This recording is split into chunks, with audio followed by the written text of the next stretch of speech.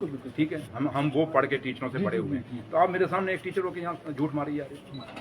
क्या तमाशा कर रही है? मत करिए मेरे सामने। इस चीज़ों को मुझे इरिटेशन होती है। अगर मैं आपको कुछ कह रहा हूँ, मैं फिर पूछ रहा हूँ कि आपका ये दो बंदे नहीं, आप कहते हो अभी तक फॉर्म नहीं हुआ। टाइम क्या हुआ भैया, कब तक फॉर्म होगा? 12 बज रहे हैं। सर एक्चुअली हमारे यहाँ पे बायोमेट्रिक है, बट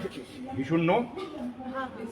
आप ये मैंने बायोमेट्रिक, मैं एम्प्लॉइज का यूनियन का प्रेसिडेंट रहा हूँ, मैं स्टेट यूनियन लीडर हूँ, हमें पता है बायोमेट्रिक क्या है,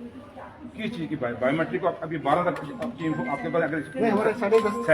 सेकंड इंचार्ज के पास अगर 12 बजे तक इंफॉर्मेशन नहीं है कौन आया कौन नहीं आया, तो फिर क्या कह सकते, बताओ क्या किया जाए स्किल के अंदर और स्किल डेवलपमेंट के अंदर। और लिहाजा उसी सिलसिले में क्योंकि थोड़ा सा मैं खुद भी देखना चाहता हूँ अपनी, क्योंकि जैसे उमर साहब हमारे चीफ मिनिस्टर साहब ने भी कहा कि सरकार वो जो लोगों के दरवाजे तक जाए, और हम ये देखने के लिए आया था कि बच्चों का आज पहला दिन था यहाँ कॉलेज का, और मैं देखना चाहता था कि उनको क्या क्या फैसिलिटीज हैं और उनको क्या क्या सहूलतें यहाँ पे मिल रही हैं। तो लिहाजा हमने देखा है और काफी सारे जो यहाँ की फैकल्टी है उनके साथ बात करने का मौका मिला है, और कुछ चीजें मेरे लिए भी नई थी और मैंने देखी, और दोबारा मैं एक विजिट रखूंगा, मैं लोगों के साथ एक मीटिंग रखूंगा, और कुछ चीजें जो बीच में खामियां हैं, जो इनकी भी कुछ डिमांड्स हैं, जैसे कैजुअल लेबर कोई मेरे से बात कर रहे थे, मैंने उनसे अभी बात की नहीं, वो कुछ कह रहे थे, मैं सुनूंगा उनको। तो लिहाजा इनको भी सुनना, क्योंकि फैकल्टी को भी सुनना, जो यहाँ की कैजुअल लेबर है उनको भी सुनना, और उसके साथ साथ जो बच्चे हैं यहाँ पे, जो हमारे भावी इस देश के और जम्मू कश्मीर के भावी फ्यूचर है हमारा जम्मू कश्मीर का और हिंदुस्तान का, तो उनको भी मिला, मैं उनसे भी इंटरेक्शन की है। तो लिहाजा कुछ चीजें मैंने देखी हैं, और सिर्फ ये एक रूटीन में एक ऐसे ही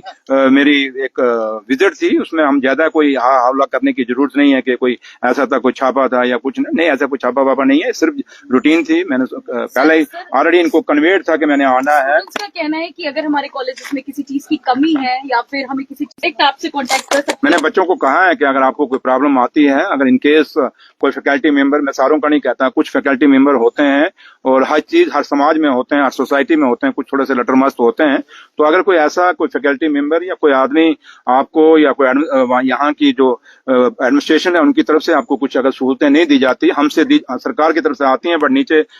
लेबोरेटरीज हैं, तो मैंने उनको कहा है कि आप मेरे से डायरेक्ट आ सकते हैं, और ये जरूरी नहीं कि आप मुझे नाम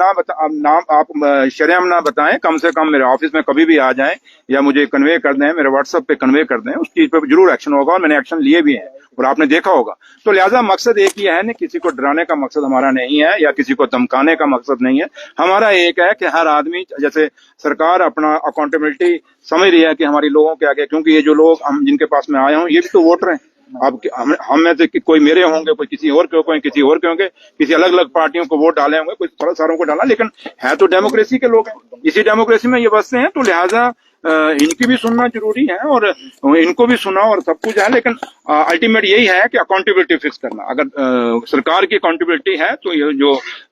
सरकार के फेसेस हैं, जो सरकार के पहिए हैं, जो सरकार के काम करने वाले आगे मिशनरी है, उनका भी फर्ज है कि वो अपनी अकाउंटेबिलिटी रखें। तो लिहाजा उसी सिलसिले में आया हूं और उम्मीद करते हैं कि मेरी इस विजिट के बाद जो थोड़ी बहुत खामियां हैं वो दूर हो जाएंगी और इन चीजों को रिपीट नहीं होंगी। अगर रिपीट कोई करेगा तो फिर देखेंगे क्या होता है। मोदी साहब 2025 का बजट पेश होने जा रहा है, कमियां जो है दिखाई दी है, आपने पूरी कॉलेज का जायजा लिया है, आपको क्या कुछ कमियां जो है नहीं छोटी मोटी, क्योंकि आज फर्स्ट डे है, कॉलेज खुला है, तो अभी आज कमियां हम क्या निकालेंगे। मैं जस्ट बच्चों को मिलने आया था, तो लिहाजा उनसे मिला हूं और फिर एक आधी विजिट करेंगे, हम फिर आएंगे और इनकी जो पॉलिटेक्निक्स की जो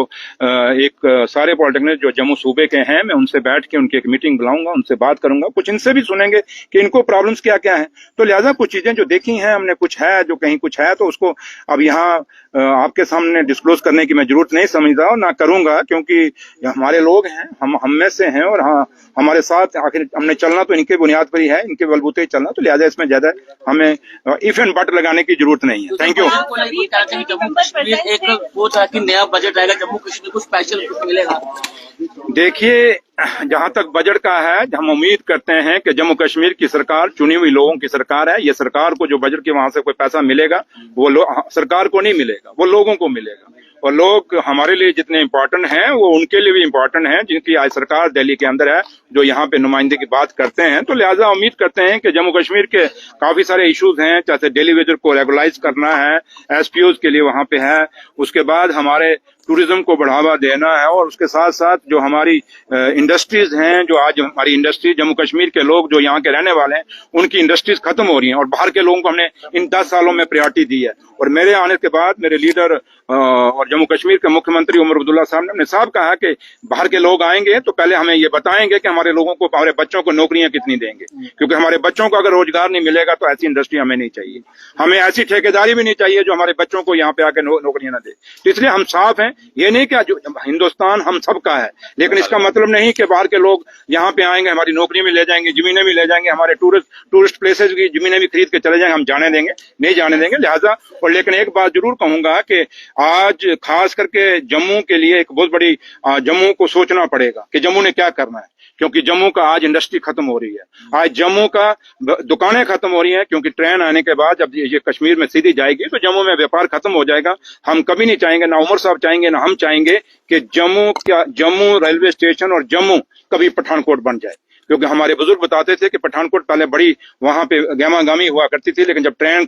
जम्मू में आ गई उसके बाद पठानकोट खाली हो गया। लेकिन हम कभी नहीं चाहेंगे अगर जम्मू खाली हो गया तो आप सब भी खाली हो जाएंगे, हम भी खाली हो जाएंगे। इसलिए जम्मू पे गौर करने की जरूरत है। यहाँ पार्टियों की बात नहीं है, यहाँ मजहबों और धर्मों की बात नहीं है, यहाँ बात एक ही है कि जम्मू में चाहे हिंदू है, चाहे मुसलमान है, चाहे सिख है, चाहे ईसाई है, जिस कौम से भी वाबस्ता है, जिस धर्म से भी वाबस्ता है, हर आदमी को जीने का हक है। ये आईनी हक है, हमें बाबा साहब भीमराव अम्बेडकर ने दिया हुआ है। तो लिहाजा हम उम्मीद करेंगे कि जम्मू को, दिल्ली का जब बजट आएगा, जम्मू ओवरऑल जम्मू कश्मीर के नजरिए से बजट देंगे, लेकिन जम्मू के लिए भी पूरे का पूरा ऐसा बंदोबस्त करेंगे जिससे जम्मू की ना हमारी इंडस्ट्री खत्म हो, ना जम्मू के हमारा व्यापार खत्म हो, ना जम्मू का बेरोजगार बच्चा उसको रोजगार मिले।